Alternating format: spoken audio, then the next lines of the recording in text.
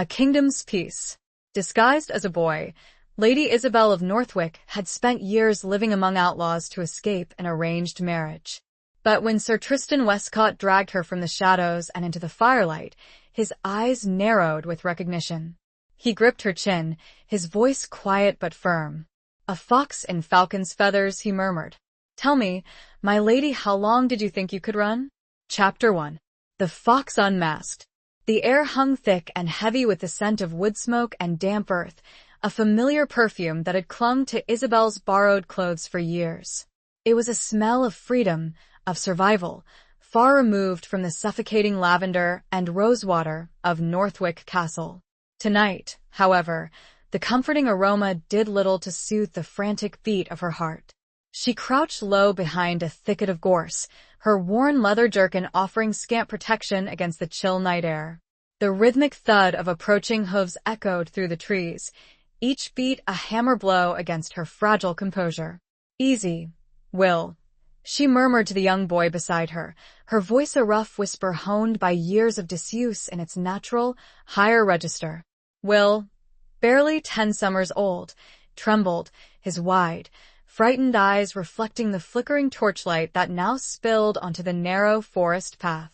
He clutched a crudely made bough, his knuckles white with tension. Isabel placed a calloused hand, stained with dirt and berry juice, over his, offering a silent reassurance she didn't entirely feel. They were cornered. The small band of outlaws they'd fallen in with, a ragtag collection of desperate souls seeking refuge in the sprawling King's Forest, had been betrayed. A whispered warning from a sympathetic tavern wench, a fleeting glimpse of the royal crest emblazoned on a passing patrol. The signs had been there, but they had been too slow, too complacent in their hard-won anonymity. The torchlight grew brighter, casting long, dancing shadows that stretched and contorted the familiar trees into menacing shapes. Isabel's disguise, painstakingly maintained for 5 long years, felt suddenly flimsy, a thin veil about to be ripped away.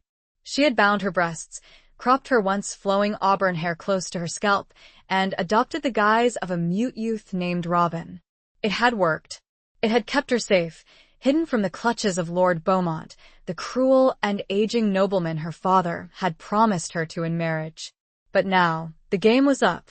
The leader of the patrol, a tall, imposing figure clad in gleaming chainmail, brought his warhorse to a halt just a few yards from their hiding place. The animal snorted, its breath misting in the cold air, its eyes reflecting the firelight like twin embers. Isabel recognized him instantly, even after all these years. The straight, proud nose, the firm jawline, the piercing blue eyes that seemed to cut through the darkness. It was Sir Tristan Westcott, a knight renowned for his unwavering loyalty to the crown and his ruthless efficiency in hunting down its enemies. A man she had once, in a fleeting moment of girlish fancy, dreamed of. He dismounted with a fluid grace that belied the weight of his armor, his movements precise and economical. He drew his sword, the polished steel glinting wickedly in the torchlight.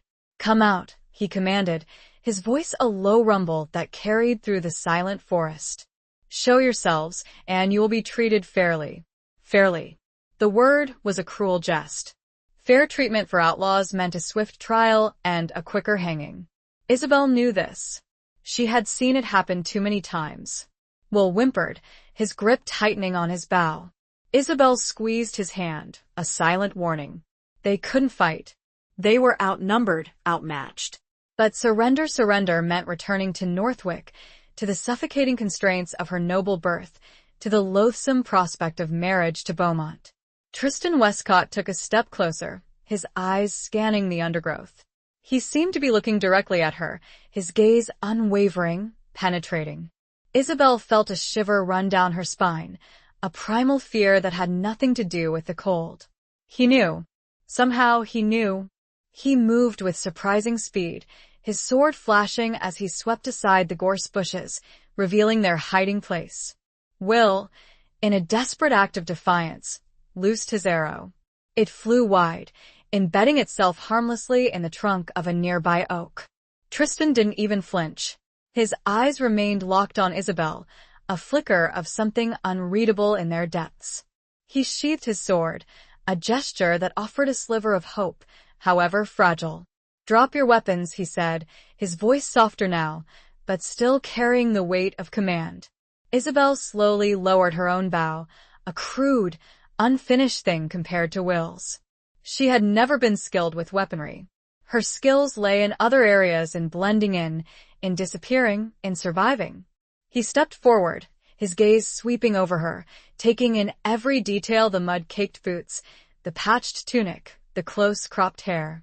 He stopped directly in front of her, close enough that she could smell the faint scent of leather and steel emanating from him, a scent that stirred a long-dormant memory within her.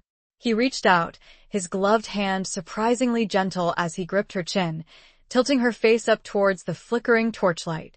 His eyes narrowed, studying her features with an intensity that made her breath catch in her throat. "A fox in falcon's feathers," he murmured, his voice quiet but firm, the words a death knell to her carefully constructed life. The phrase, a twisted echo of a childhood game, sent a jolt of ice through her veins. He remembered her. "Tell me, my lady," he continued, his grip tightening slightly, the pressure a subtle warning. "How long did you think you could run?" The question hung in the air, heavy with unspoken implications. 5 years.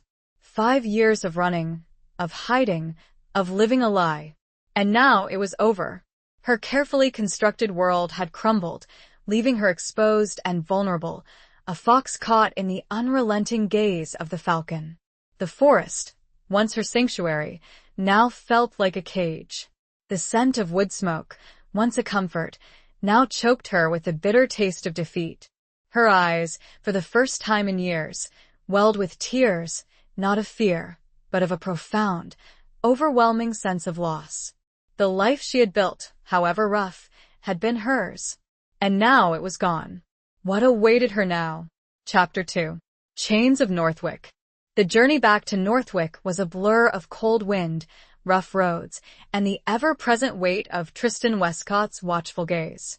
Isabel, stripped of her boy's disguise and forced into a coarse, ill-fitting gown hastily procured from a nearby village, sat huddled in the back of a wagon, her hands bound with rough twine. The fabric scratched against her skin, a constant, irritating reminder of her captivity. Will, surprisingly, had been spared the worst. Tristan, after a long, silent deliberation, had deemed him too young to be a threat and had entrusted him to the care of a taciturn but seemingly kind-hearted farmer who lived on the outskirts of the king's forest. The small act of mercy, unexpected and uncharacteristic of the knight's fearsome reputation, had stirred a flicker of something akin to hope within Isabel, though she quickly extinguished it. Hope was a dangerous thing, a luxury she could no longer afford.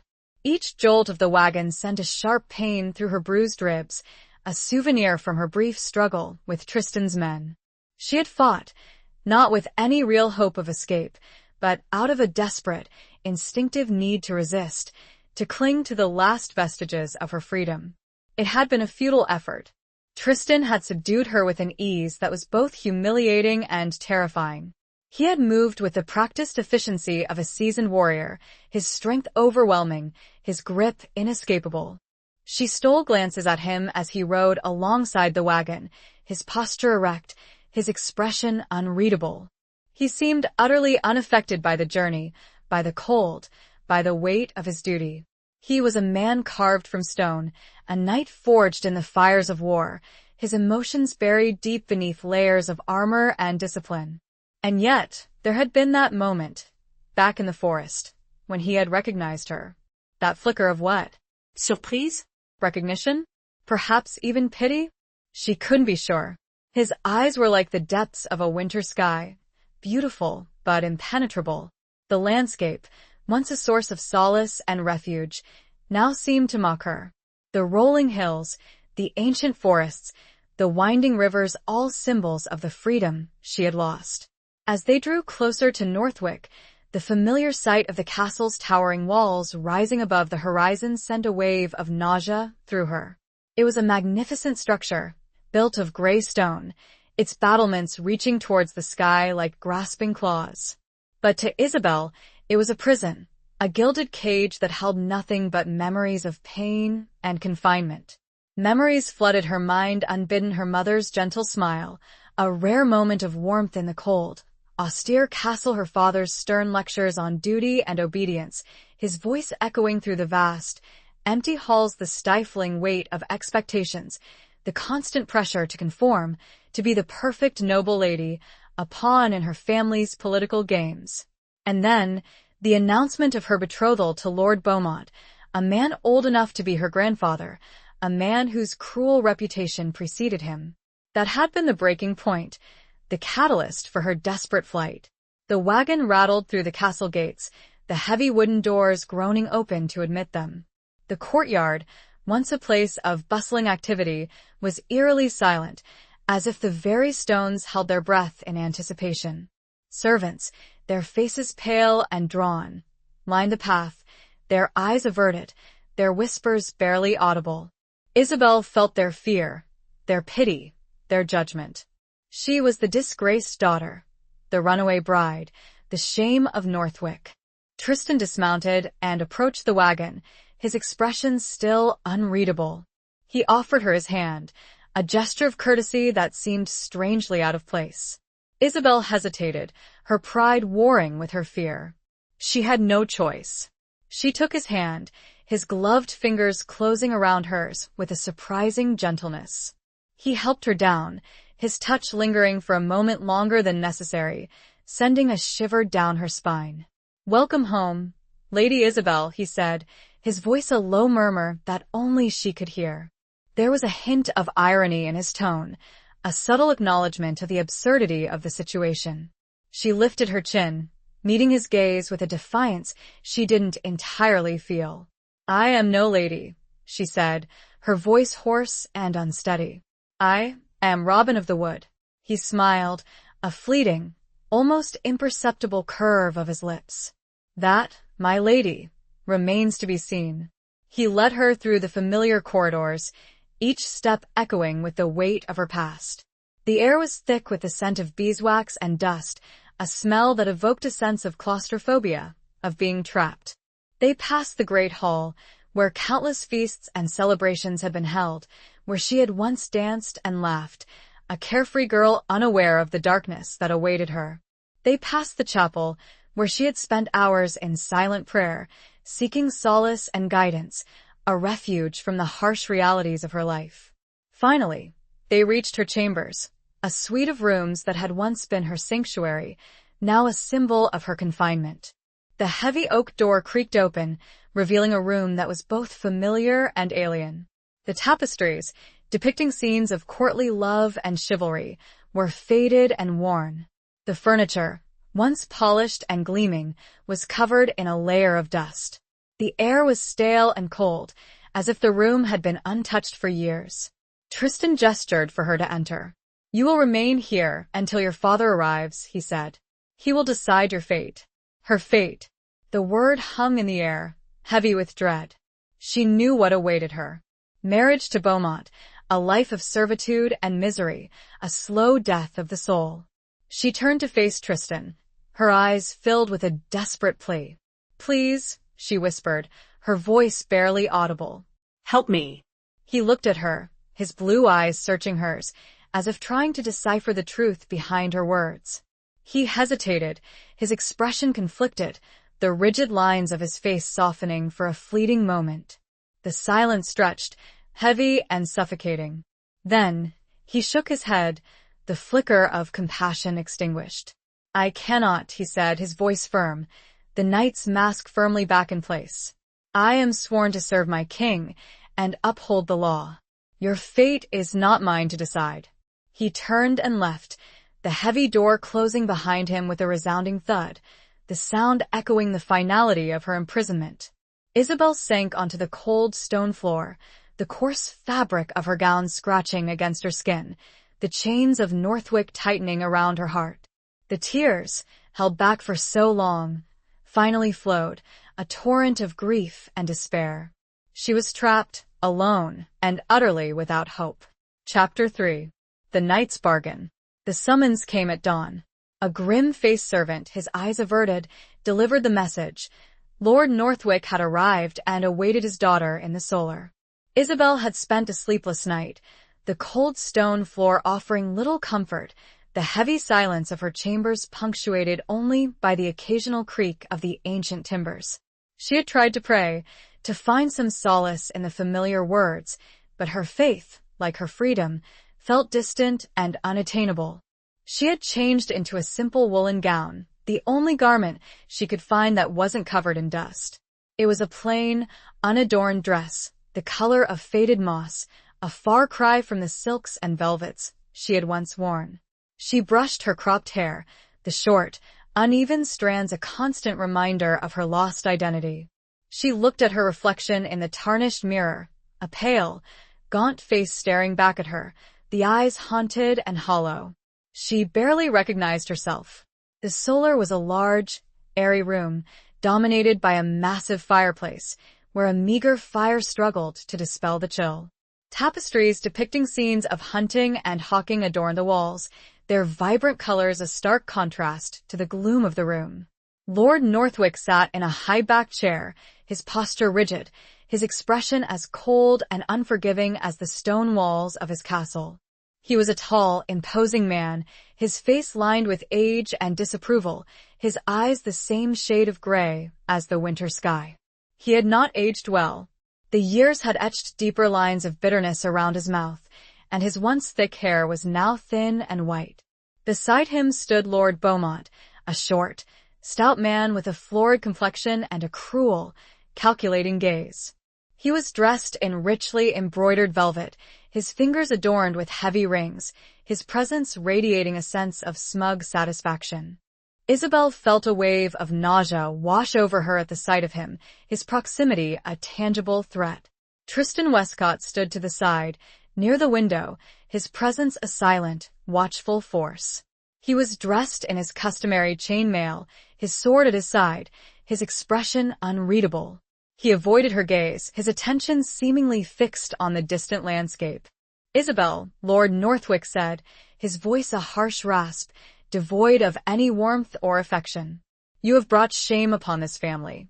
You have defied my authority, disobeyed my commands, and disgraced yourself in the eyes of God and man." His words were like blows, each one striking a fresh wound. Isabel stood silent, her head bowed, her hands clenched into fists at her sides. She had expected this, the cold condemnation, the lack of understanding. "I had arranged a suitable marriage for you," he continued, his voice rising in anger.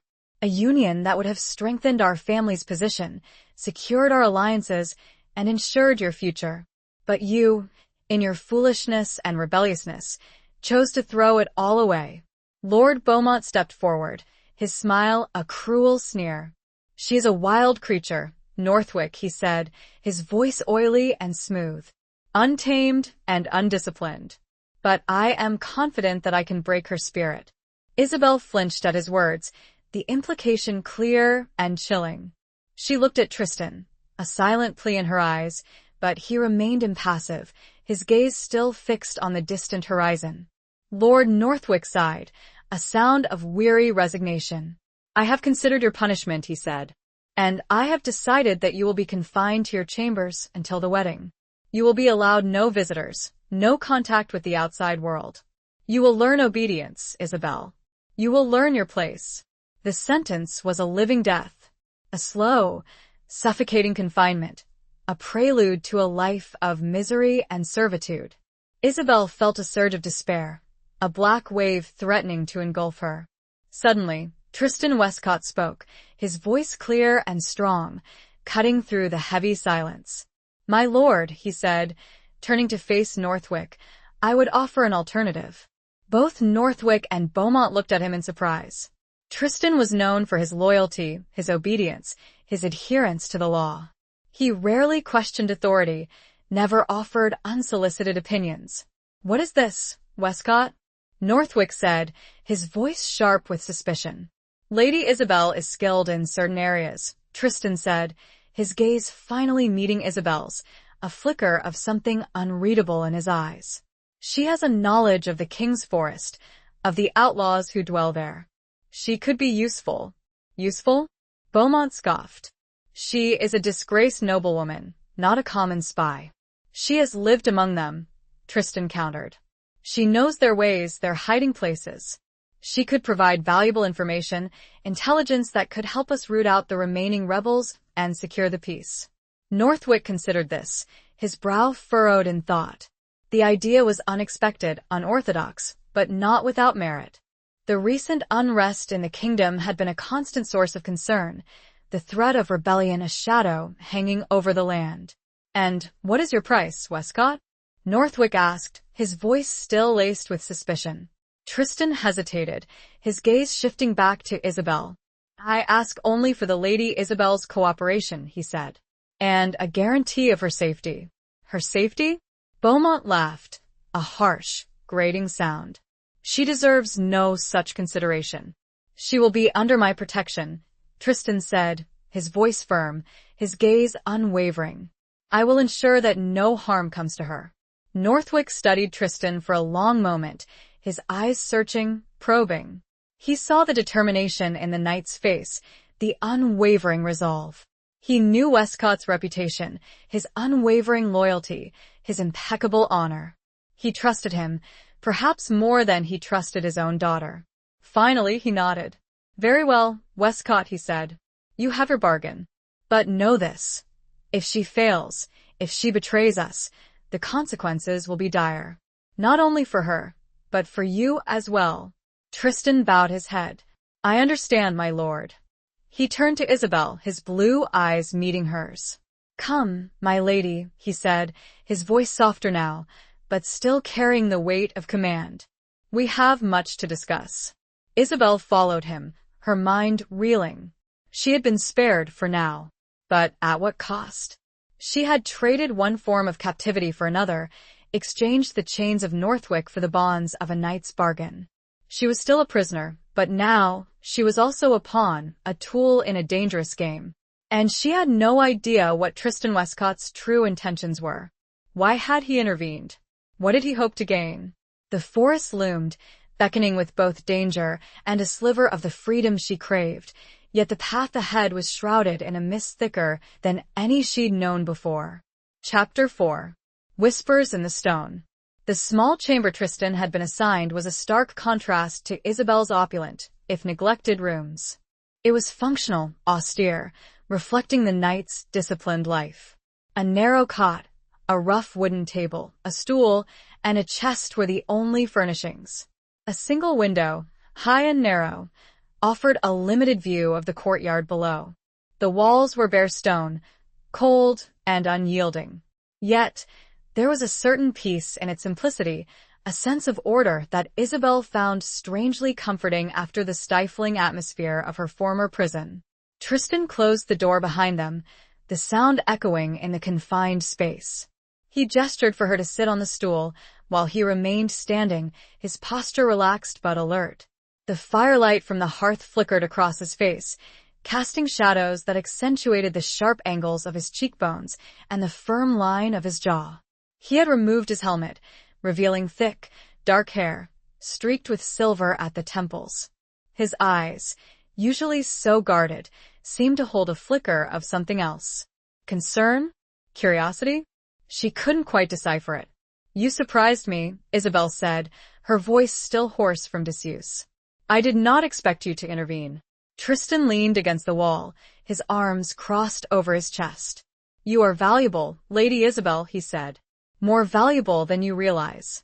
"Valuable as a spy," she said, a hint of bitterness in her tone. "A tool to be used and discarded." He shook his head. "Not discarded," he said. "Protected. I gave my word." "Your word," she repeated, a flicker of skepticism in her eyes. "The word of a knight. A man sworn to obey his lord, to uphold the law. Even if that law is unjust?" He met her gaze, his expression unwavering. "The law is not always just," he admitted. "But it is the foundation upon which our society is built. Without it, there is only chaos." "And what of freedom?" she asked, her voice rising slightly. "What of the right to choose one's own destiny?" He sighed, a sound of weary resignation. Those are luxuries few of us can afford, Lady Isabel, he said. Especially women of your station. I chose to run, she said, her voice filled with defiance. I chose to live as a free woman, even if it meant living as an outlaw. And you paid the price, he said softly. You were caught. You were brought back. You were about to be punished. She flinched at the memory of Beaumont's cruel smile, the chilling implication of his words. And you saved me, she said, her voice barely a whisper. Why? He pushed himself away from the wall, his movements slow and deliberate. He walked towards the fireplace, staring into the flames, his back to her. The silence stretched, heavy and expectant. I remember you, he said finally, his voice low and muffled. From before. When you were a girl, you were different. Isabel felt a strange flutter in her chest, a mixture of surprise and something else. Something she hadn't felt in years. Hope. Different how? She asked, her voice trembling slightly. He turned to face her, his eyes searching hers. You had a spark, he said. A fire in your eyes. A spirit that refused to be quenched. Most noble ladies are content with their lot. They accept their fate, their arranged marriages, their gilded cages. But you were different. And that impressed you? She asked, a hint of disbelief in her tone. He smiled, a fleeting, almost imperceptible curve of his lips. It intrigued me, he said. I wondered what would become of you. And now you know, she said, a hint of bitterness returning to her voice. I became a fugitive, an outlaw, a disgrace to my family. You became a survivor, he corrected her. You adapted, you learned, you endured. Those are qualities I admire, Lady Isabel. Qualities that are rare.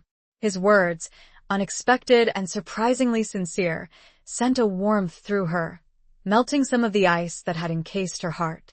She looked at him, really looked at him, for the first time since her capture.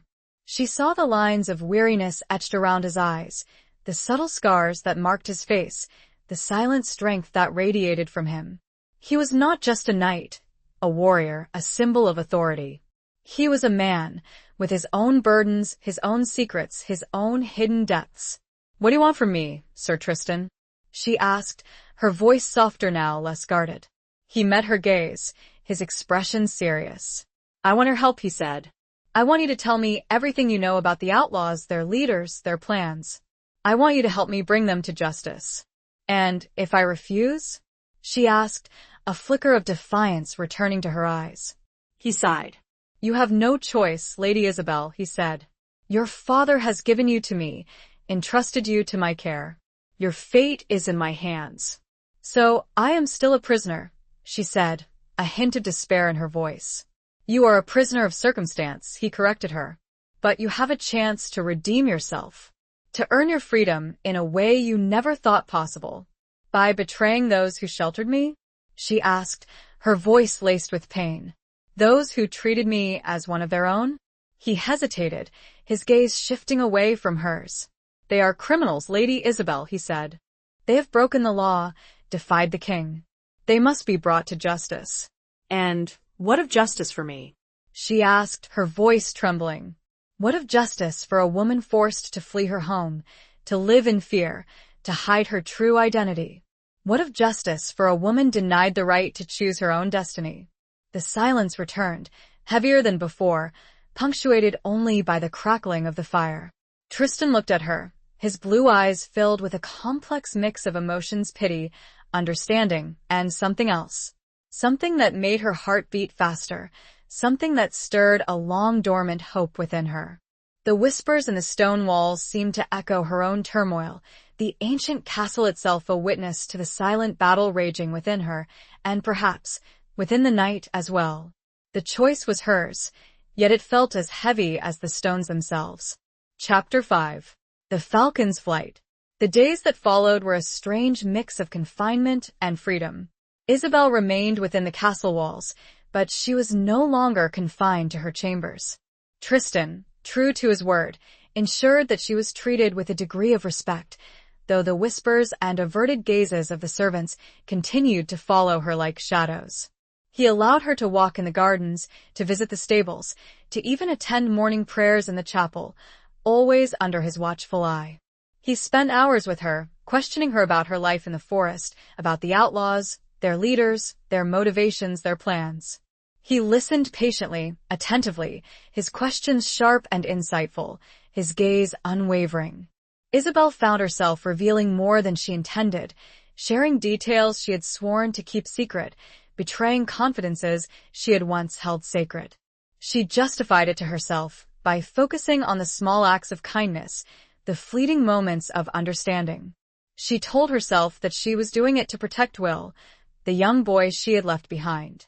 She told herself that she was doing it to earn her freedom, to escape the clutches of Beaumont. But deep down, she knew there was more to it than that. She was drawn to Tristan, to his strength, his integrity, his unexpected compassion.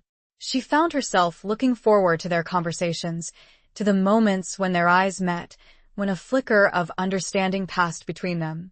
One evening, as the sun began to set, casting long shadows across the courtyard, Tristan took her to the Falconry Mews.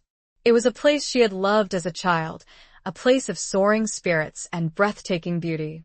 The air was filled with the sharp scent of feathers and the rustle of wings. Several magnificent birds of prey perched on their blocks, their hooded eyes gleaming in the fading light. Tristan approached a large, powerful gerfalcon, its plumage a dazzling white, its eyes a piercing yellow. He unhooded the bird, its keen gaze immediately fixing on Isabel. "This is Aurora," he said, his voice soft and gentle. "She is my most prized possession." Isabel watched in awe as the falcon took flight, circling high above the castle walls, its movements graceful and effortless. It was a symbol of freedom, of power, of untamed beauty. "She is magnificent," Isabel said, her voice filled with admiration. Tristan smiled, a rare, genuine smile that transformed his face, softening the hard lines, making him appear younger, almost vulnerable. "She is," he agreed. "But even a falcon needs a tether." He gestured towards the thin leather jesses that secured the bird to its perch. Without it, she would be lost, vulnerable to predators, unable to survive. Isabel understood the analogy. She was like the falcon, wild and free-spirited, but also vulnerable, in need of protection. Tristan was the tether, the one who kept her grounded, who prevented her from flying too far, from getting lost. "Do you ever let her fly free?" she asked, her voice barely a whisper. He hesitated, his gaze shifting towards the distant horizon. "Sometimes," he said. "But only when I know she will return." He looked at her, his eyes searching hers. "Do you understand, Lady Isabel?" he asked. "Do you understand the risks, the dangers?" She nodded, her heart pounding in her chest. She understood. He was offering her a chance, a glimpse of freedom, but it came with a price. She had to trust him, to rely on him, to believe that he would keep her safe. "I trust you, Sir Tristan," she said, her voice firm, her gaze unwavering. He held her gaze for a long moment, his expression unreadable. Then, he reached out and gently touched her cheek, his fingers lingering for a moment longer than necessary, sending a shiver down her spine. "Then let us fly together, Lady Isabel," he said, his voice a low murmur. "Let us see where the wind takes us." He called Aurora back to his fist, the falcon landing with a gentle rustle of feathers. He hooded the bird, securing it to its perch. Then he turned to Isabel, his eyes filled with a strange intensity. "Tomorrow," he said, "we ride. We will go to the King's Forest, to the place where I found you. And you will show me what you know." Isabel felt a surge of excitement, mixed with a healthy dose of fear. She was going back to the place she had once called home, back to the life she had left behind. But this time, she would not be alone. She would be with Tristan, the falcon who had captured her, the knight who had offered her a chance at redemption. And she had no idea what the future held. As she walked beside him, back towards the stone confines of the castle, the wind whipped around them, carrying the scent of the forest, a promise of both danger and the tantalizing whisper of the freedom she so desperately craved. The falcon's flight had begun, but its destination remained shrouded in the uncertainties of a world on the brink of change. She knew, with a chilling certainty, that returning to the forest would be a flight into more than just familiar territory. It would be a flight into the heart of her past, and perhaps into the heart of something entirely new. Chapter 6. Scars of the Past. The journey to the king's forest was different this time. No longer a captive huddled in a wagon, Isabel rode alongside Tristan, astride a sturdy mare he had chosen for her from the Northwick stables. The animal was well-trained and responsive, a far cry from the broken-down nags she had ridden during her time as an outlaw. The fresh air, the rhythmic beat of the horse's hooves, the vast expanse of the sky above it all filled her with a sense of exhilaration, a feeling of being alive that she had almost forgotten. But the exhilaration was tempered by a growing sense of unease. As they drew closer to the forest, memories flooded back, not all of them pleasant. The camaraderie, the shared hardships, the constant fear of discovery, the faces of those she had left behind, it all weighed heavily on her conscience. Tristan, ever observant, noticed her change in mood. "Are you all right, Lady Isabel?" he asked, his voice concerned. She forced a smile. "I am fine," she said, though her voice lacked conviction. "Just remembering." He nodded, understanding. "It cannot be easy," he said. "Returning to a place that holds such mixed memories." "Mixed is an understatement," she said, a hint of bitterness in her tone. "I betrayed them, Tristan. I gave you their secrets, their hiding places." "You did what you had to do," he said, his voice firm. "You protected yourself. You protected the boy, Will." "And what of the others?" she asked. "The ones who trusted me, who sheltered me, who treated me as one of their own." He sighed. "They were criminals, Lady Isabel," he said. "They broke the law. They defied the king. But they were also desperate," she countered. "Driven to the edge by poverty, by injustice, by the cruelty of men like Beaumont." He was silent for a moment, his gaze fixed on the road ahead. "There is always a choice, Lady Isabel," he said finally. "We all face difficult decisions, but we must choose the path of righteousness, even when it is the hardest path." "And is that what you have always done, Sir Tristan?" she asked, a hint of challenge in her voice. "Have you always chosen the path of righteousness?" He met her gaze, his expression unreadable. "No," he admitted, his voice low and strained. "I have made mistakes. I have done things I regret. I have scars, Lady Isabel, just like you." His words, unexpected and revealing, surprised her. She had seen him as a man of unwavering principle, a knight without flaws, a symbol of unyielding justice. But now, she saw a glimpse of the man beneath the armor, a man who had known pain, who had faced difficult choices, who had carried his own burdens. "What scars, Tristan?" she asked softly, her voice filled with a newfound curiosity. He hesitated, his gaze shifting away from hers. He rarely spoke of his past, of the life he had led before becoming a knight of the realm. It was a closed book, a chapter he preferred to keep hidden. "I lost someone," he said finally, his voice barely a whisper. "Someone I loved. Someone I swore to protect." Isabel felt a pang of sympathy, a shared understanding of loss. She knew what it was like to lose someone, to feel the pain of separation, the emptiness of absence. "How?" she asked gently. He shook his head. "It is a long story," he said. "A story for another time." They rode in silence for a while, the only sound the rhythmic beat of their horses' hooves and the rustling of the leaves in the trees. As they entered the forest, the air grew cooler, the sunlight filtering through the dense canopy, creating a dappled pattern of light and shadow. Isabel felt a sense of familiarity, of returning to a place she knew intimately, a place that held both comfort and danger. They reached the clearing where Tristan had found her, the place where her life had changed forever. It looked smaller now, less menacing, the gorse bushes already beginning to grow back, concealing the evidence of their encounter. Tristan dismounted, helping Isabel down from her horse. He tethered the animals to a nearby tree, then turned to face her. "Show me," he said, his voice firm.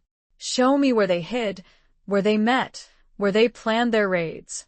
Isabel hesitated, her heart heavy with conflicting emotions.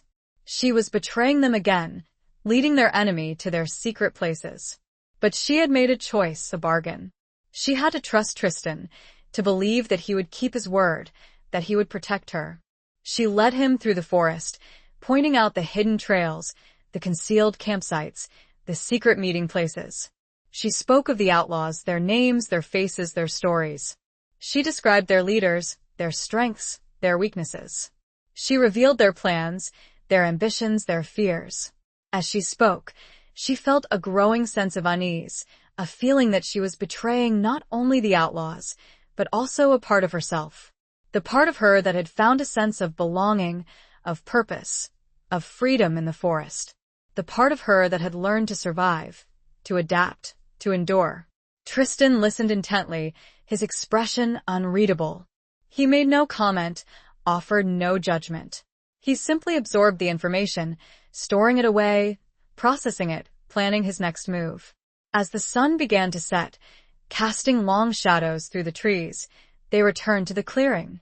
Tristan looked at her, his blue eyes searching hers. "Thank you, Lady Isabel," he said, his voice sincere. "You have been helpful." She nodded, her heart heavy with a mixture of relief and regret. She had done what he asked, fulfilled her part of the bargain. But she knew that the consequences of her actions would be far-reaching, that the lives of many would be affected, perhaps even destroyed. The scars of the past, both hers and Tristan's, seemed to deepen in the fading light, a shared burden carried between them, a silent testament to the choices they had made and the paths they had chosen to walk. The forest, once a refuge, now felt like a battleground, where loyalties were tested and destinies were forged. Chapter 7. A Dance of Deception.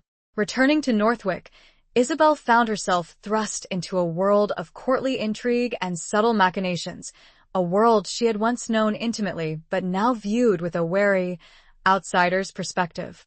Lord Beaumont, ever-present and increasingly possessive, made his intentions clear.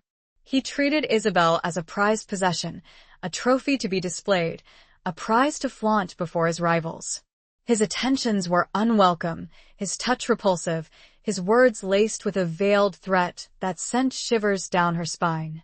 Tristan, ever watchful, remained a constant presence, a silent guardian, a buffer between Isabel and Beaumont's unwanted advances.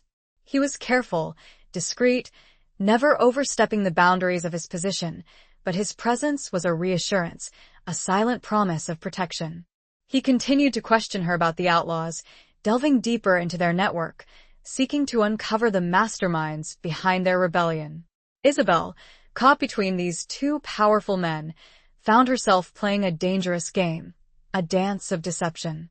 She had to appear compliant, submissive, accepting of her fate, while secretly working with Tristan, providing him with the information he needed.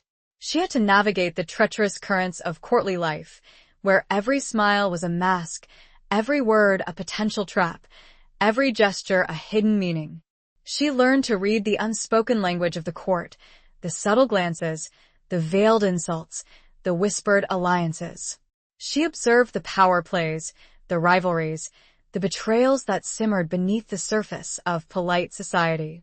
She saw the fear in the eyes of the servants, the desperation in the faces of the courtiers, the arrogance in the demeanor of the nobles. She also saw the growing tension between Tristan and Beaumont. The two men, ostensibly allies, were clearly rivals, their animosity simmering beneath a thin veneer of civility. Beaumont resented Tristan's influence over Isabel, his perceived interference in his plans. Tristan, in turn, despised Beaumont's cruelty, his arrogance, his blatant disregard for the law. One evening, during a lavish feast in the great hall, Beaumont, fueled by wine and emboldened by his position, made a public display of his claim on Isabel. He stood, raising his goblet, his voice booming across the crowded hall. "To my future bride," he declared, his eyes fixed on Isabel, a possessive gleam in their depths. "The Lady Isabel of Northwick. May she soon grace my home and bear my heirs." The hall fell silent, all eyes turning to Isabel. She felt a wave of nausea wash over her, the suffocating weight of expectation pressing down on her. She forced a smile, a mask of polite acquiescence, while her heart pounded in her chest. Tristan, seated beside her, remained impassive, his expression unreadable. But Isabel felt the tension in his body, the subtle clenching of his jaw, the tightening of his grip on his goblet. He leaned towards her, his voice a low murmur that only she could hear. "Be careful, Isabel," he warned. "He is testing you." She nodded, understanding. She had to play the part, to maintain the facade, to avoid arousing Beaumont's suspicion. She raised her own goblet, meeting Beaumont's gaze with a carefully crafted expression of demure acceptance. "To our future, my lord," she said, her voice steady, betraying none of the turmoil she felt inside. The hall erupted in applause, the courtiers eager to curry favor with the powerful nobleman. Beaumont beamed, his smile smug and satisfied.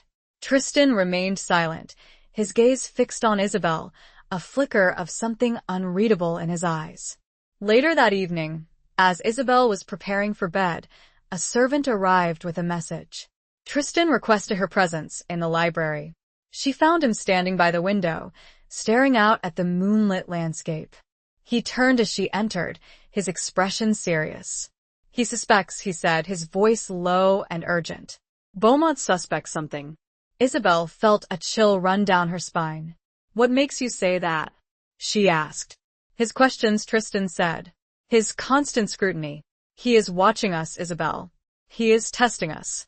"What should I do?" she asked, her voice trembling slightly. He hesitated, his gaze searching hers. "You must be more convincing," he said.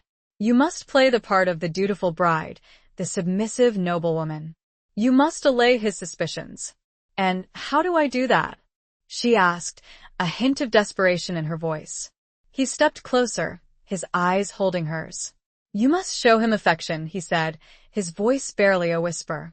"You must convince him that you are eager to be his wife." Isabel felt a wave of revulsion wash over her. The thought of pretending affection for Beaumont, of allowing him to touch her, of submitting to his desires, was unbearable. "I cannot," she whispered, her voice choked with emotion. He reached out and gently touched her cheek, his fingers lingering for a moment longer than necessary. "You must," he said, his voice firm but gentle. "It is the only way to protect yourself, to protect us both." He was right. She knew he was right. It was a necessary deception, a crucial part of their plan. But it was also a betrayal of herself, a violation of her own desires, a sacrifice that felt almost too great to bear. The dance of deception had become a dangerous waltz, and Isabel feared that one wrong step could lead to her ruin. The moon, hanging high above the castle, seemed to cast a cold, judgmental light upon her dilemma, a silent witness to the treacherous game she was forced to play. Chapter 8. The Price of Freedom. The following days were a torment. Isabel, forced to play the role of the adoring fiancé, endured Beaumont's cloying attentions, his possessive touch, his increasingly suggestive remarks. She smiled when she wanted to scream. She laughed when she wanted to cry. She submitted when she wanted to fight. Each forced gesture, each false word, felt like a betrayal of her own soul. She found solace only in the brief moments she spent with Tristan, their stolen conversations in the library, their shared glances across the crowded hall, their silent understanding that transcended the charade they were forced to play. He was her anchor, her lifeline, the one person who knew the truth, the one person who understood the price she was paying. He continued to gather information, using Isabel's insights to track down the remaining outlaws, to unravel their network of spies and informants. He was meticulous, relentless, driven by a sense of duty that bordered on obsession. Isabel, while admiring his dedication, also feared for him. She saw the toll it was taking, the lines of weariness etched deeper into his face, the haunted look in his eyes. One afternoon, while walking in the gardens, Beaumont cornered her, his manner more aggressive than usual. "You are playing a game, Isabel," he said, his voice low and menacing. "I see it in your eyes. You do not love me. You do not desire me. Isabel felt a surge of fear, but she forced herself to remain calm. "My lord," she said, her voice trembling slightly, "I am but a simple woman, overwhelmed by your attentions. I am still adjusting to the prospect of our marriage." He grabbed her arm, his grip tight and painful. "Do not lie to me," he said. "I know you are still in contact with Westcott. I know you are plotting something." Isabel's heart pounded in her chest. He knew. Somehow he knew. "I do not know what you mean, my lord," she said, struggling to maintain her composure. He laughed, a harsh, grating sound. "Do not play innocent with me," he said. "I have eyes and ears everywhere. I know about your little meetings, your whispered conversations." He leaned closer, his breath hot on her face. "I will break you, Isabel," he said. "I will make you mine, body and soul. And if Westcott interferes, I will destroy him."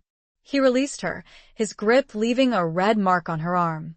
He smiled, a cruel, triumphant smile. "Remember this, Isabel," he said. "You belong to me." He turned and walked away, leaving Isabel shaken and terrified. She knew she had to warn Tristan, to tell him that Beaumont suspected their deception.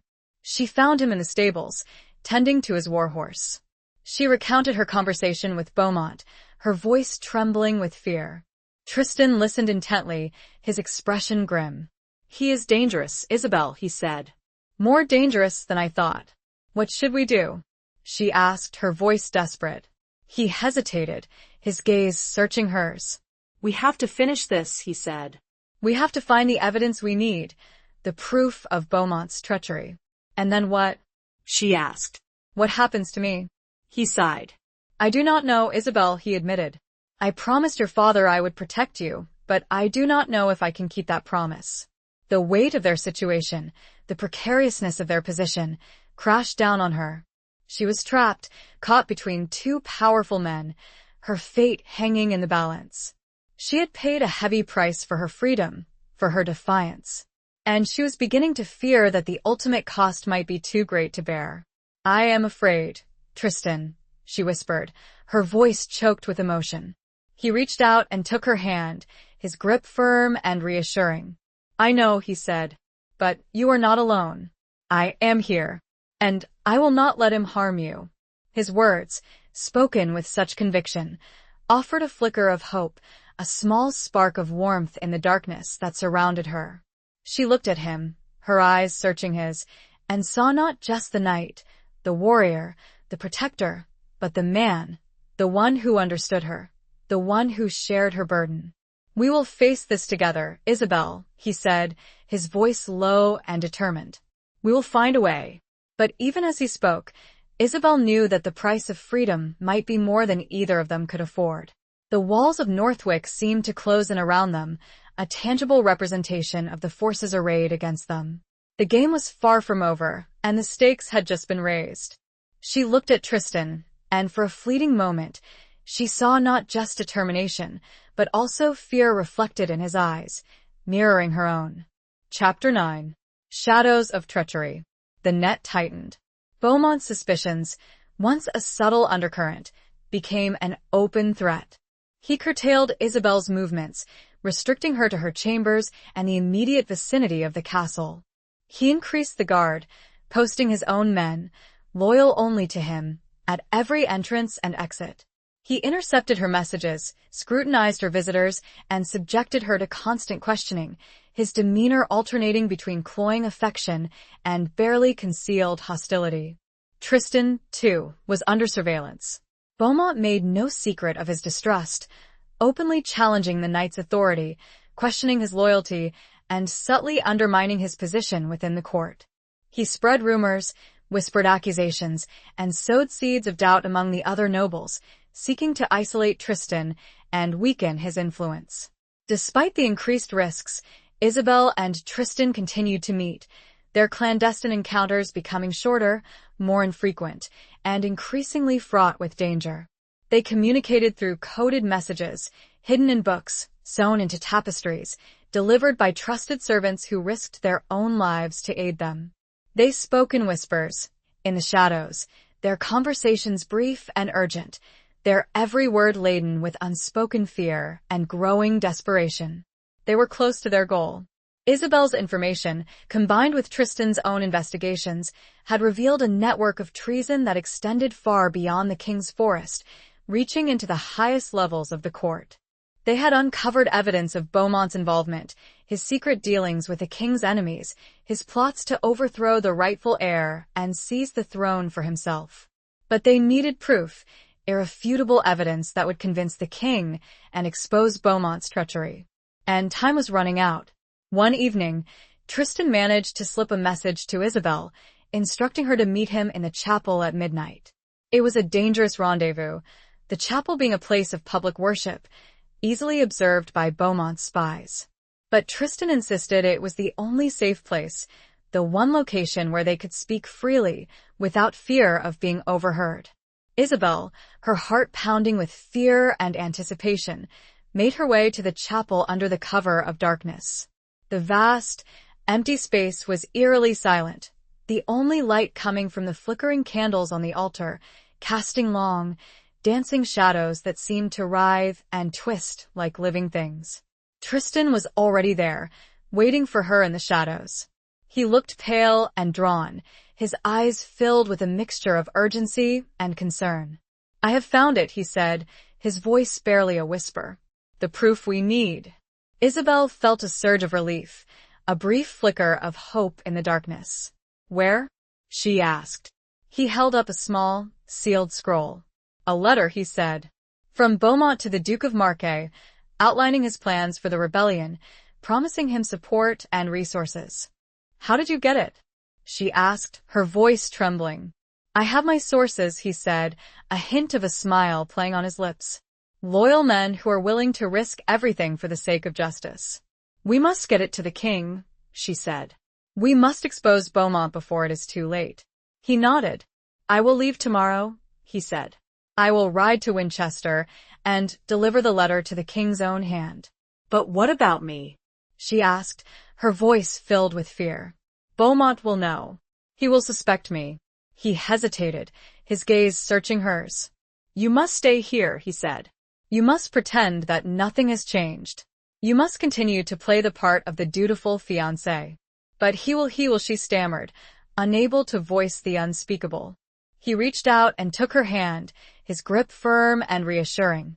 "I will not let him harm you, Isabel," he said. "I swear it. I will return as soon as I can, with the king's soldiers. We will expose him, and you will be free."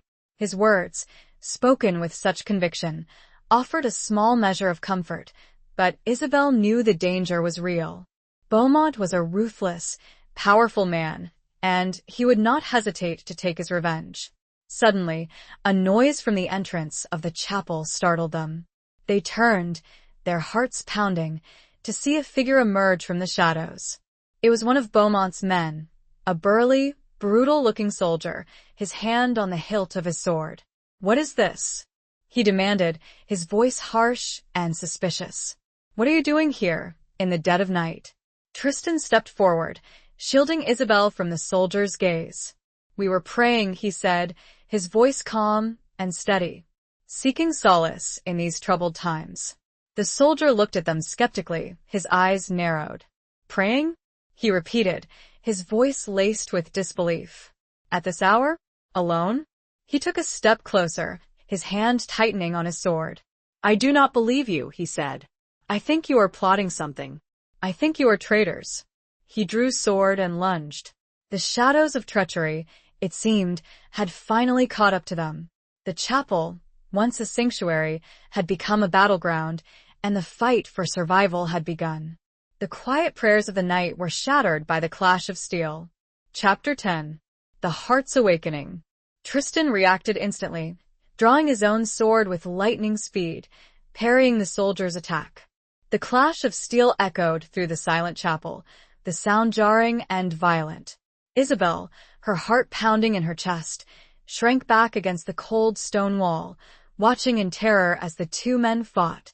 Tristan was the superior swordsman, his movements fluid and graceful, his attacks precise and deadly.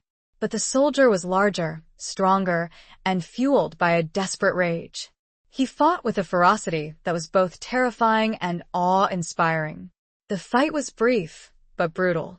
Tristan, despite his skill, was hampered by the confined space, by his need to protect Isabel, by his reluctance to kill a man inside a holy place.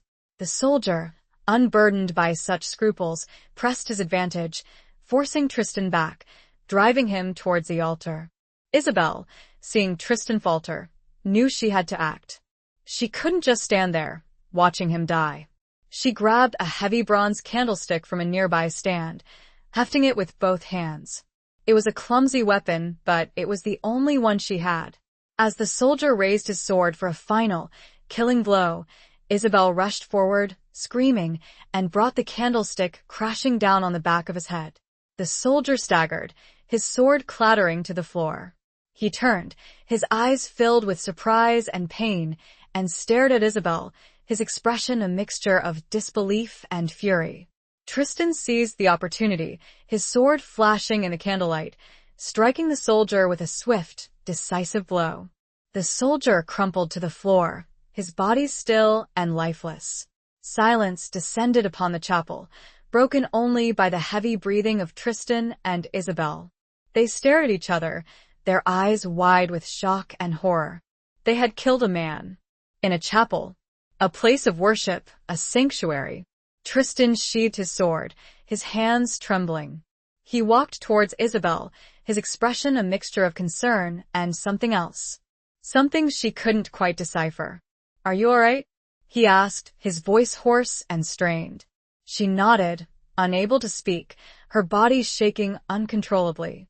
She dropped the candlestick, the heavy bronze clanging against the stone floor. He reached out and gently touched her cheek, his fingers lingering for a moment longer than necessary. "You saved my life, Isabel," he said, his voice filled with emotion. She looked at him, her eyes searching his, and saw not just gratitude, but something deeper, something more profound. Something that made her heart beat faster, something that stirred a long-dormant hope within her. He leaned closer, his breath warm on her face. He began, his voice hesitant, his gaze unwavering. He didn't finish the sentence. He didn't need to. He closed the distance between them, his lips pressing against hers in a kiss that was both tender and passionate, a kiss that spoke of shared danger, of mutual respect, of a growing affection that had blossomed in the midst of darkness and despair. Isabel responded instinctively, her arms wrapping around his neck, her body pressing against his, her heart overflowing with a mixture of emotions: fear, relief, gratitude, and love. It was a forbidden love, a dangerous love, a love that defied the constraints of their society, the expectations of their families, the realities of their situation. But it was also a true love, a pure love, a love that had grown slowly, organically, in the midst of adversity, a love that had been forged in the fires of shared experience, of mutual trust, of unwavering loyalty. They broke apart, breathless, their eyes locked, their hearts pounding in unison. The silence of the chapel seemed to amplify the unspoken emotions that flowed between them, the sacred space bearing witness to the awakening of a love that had been hidden for too long. "I love you, Isabel," Tristan whispered, his voice raw with emotion. "I love you, Tristan," she replied, her voice trembling but firm. The words, spoken aloud for the first time, seemed to hang in the air, heavy with significance, with promise, with danger. They knew that their love was a fragile thing, a flame that could easily be extinguished by the harsh realities of their world. But they also knew that it was worth fighting for, that it was the one thing that gave their lives meaning, that it was the one thing that could sustain them through the trials that lay ahead. They held the moment as long as they could, clinging to that single, fragile ember of shared affection. But the dead man on the chapel floor was a stark reminder of the world outside, and the dangers they still faced. Chapter 11. Beneath a starlit sky. They knew they couldn't stay in the chapel. The body of the dead soldier would be discovered soon, and Beaumont's suspicions would be confirmed. They had to flee, to escape Northwick before it was too late. Tristan, ever the pragmatist, quickly formulated a plan. He would retrieve the horses from the stables, while Isabel gathered a few essential supplies: food, water, warm clothing. They would meet at the postern gate, a small, seldom-used exit at the rear of the castle, and ride through the night, seeking refuge in the king's forest. Isabel, her heart still pounding from the kiss, from the declaration of love, from the terrifying reality of their situation, moved quickly and silently, her mind racing. She packed a small bag, her hands trembling, her thoughts a jumble of fear and excitement. She had to be careful to avoid arousing suspicion, to leave no trace of her departure. She met Tristan at the postern gate, his face grim but determined. He had brought 2 horses, his own war horse and the sturdy mare he had chosen for her. He helped her mount, his touch lingering for a moment longer than necessary, his eyes conveying a message of love and reassurance. They rode through the night, the cold wind whipping at their faces, the darkness concealing them from their pursuers. They spoke little, their silence filled with unspoken emotions, with shared fear and anticipation. They were fugitives, outlaws, their lives hanging in the balance. But they were together, and that was all that mattered. As dawn approached, they reached the edge of the king's forest, the familiar trees welcoming them like old friends. They found a secluded clearing, a hidden place known only to Isabel, a place where they could rest and regroup. They dismounted, tethering the horses to a nearby tree. They were exhausted, both physically and emotionally, but they couldn't afford to rest for long. They knew that Beaumont would be searching for them, that his men would be scouring the countryside, that their lives were in constant danger. Tristan built a small fire, the flickering flames providing a measure of warmth and comfort. They shared a meager meal of bread and cheese, their hands touching, their eyes meeting, their silent communication speaking volumes. As the sun rose, casting a golden glow through the trees, Tristan turned to Isabel, his expression serious. "We have to get to Winchester," he said. "We have to deliver the letter to the king." Isabel nodded, understanding. "But how?" she asked. "Beaumont will have blocked the roads. He will have alerted the garrisons." Tristan hesitated, his gaze searching hers. "There is another way," he said. "A dangerous way. A secret passage known only to a few." "Where?" she asked, her voice trembling. "Through the old mines," he said.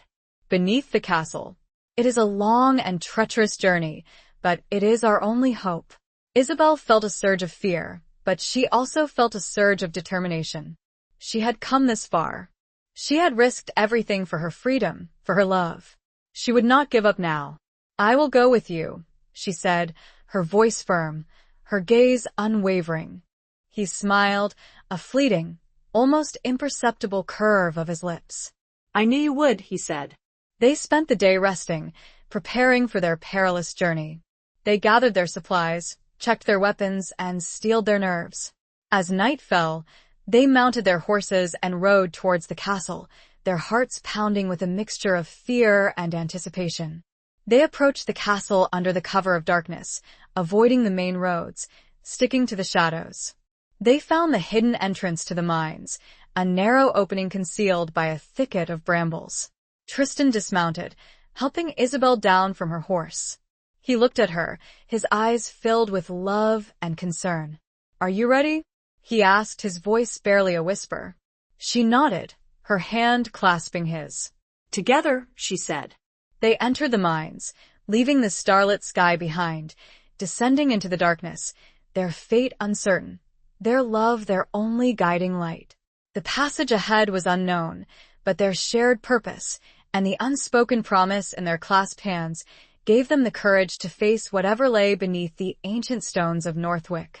The familiar scent of the forest, the feel of the cool night air, were replaced by the damp, earthy smell of the tunnels, a stark reminder of the perilous journey they had undertaken.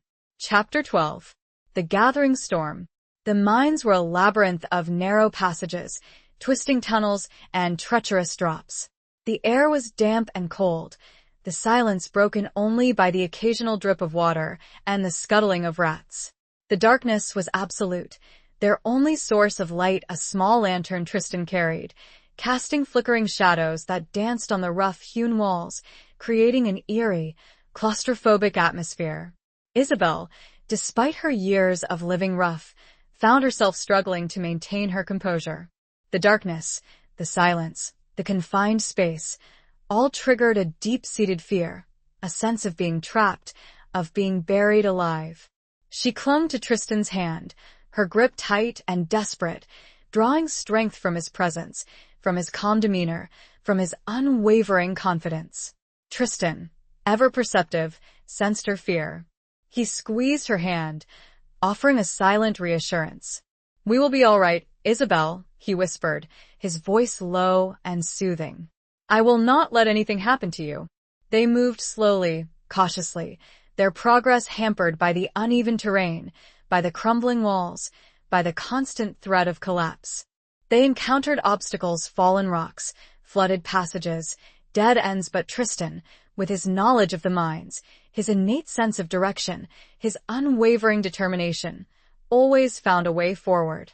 As they delved deeper into the earth, the air grew thinner, the temperature dropping, the sense of isolation increasing. Isabel felt a growing sense of unease, a premonition of danger, a feeling that they were not alone. She was right. Suddenly, they heard voices, muffled but distinct, echoing through the tunnels. Tristan extinguished the lantern, plunging them into absolute darkness. He pulled Isabel close, his body shielding hers, his hand covering her mouth to silence any sound. They listened intently, their hearts pounding, their breaths held. The voices grew closer, clearer, revealing themselves to be Beaumont's men, searching for them, their torches casting flickering shadows on the tunnel walls. "They must have escaped through the mines," one voice said, harsh and angry. "Beaumont will have our hides if we do not find them." "Spread out," another voice commanded. "Search every passage, every crevice. They cannot have gone far." The voices faded, the footsteps receding, but Tristan and Isabel remained motionless, silent, hidden in the darkness. They knew that the search would continue, that Beaumont's men would be relentless, that their lives were in constant danger. They waited for what seemed like an eternity, the silence amplifying their fear, their anxiety, their desperation. Finally, when they were sure that the coast was clear, Tristan relit the lantern, its small flame a beacon of hope in the oppressive darkness. "We have to move quickly," he said, his voice urgent. "They will be back." They continued their journey, their pace faster, their movements more frantic, their fear a constant companion. They navigated the treacherous tunnels, their bodies aching, their lungs burning, their minds racing. They finally reached the end of the mines, a narrow opening that led to a hidden valley, a secluded place far from the castle, far from Beaumont's reach. They emerged into the cool night air, the starlit sky a welcome sight after the oppressive darkness of the mines. They were exhausted, bruised, and battered, but they were free. They had escaped. They had survived. But their journey was far from over. They still had to reach Winchester, to deliver the letter to the king, to expose Beaumont's treachery. And they knew that Beaumont would not give up, that he would pursue them relentlessly, that the storm was gathering, that the final confrontation was inevitable. They looked at each other under that vast, starlit expanse and felt a flicker of fear, but also a surge of fierce determination. They would not be defeated. Chapter 13. A Knight's Resolve. The journey to Winchester was arduous, a constant race against time and the ever-present threat of discovery. Tristan and Isabel avoided the main roads, sticking to the hidden paths, the forgotten trails, the dense forests.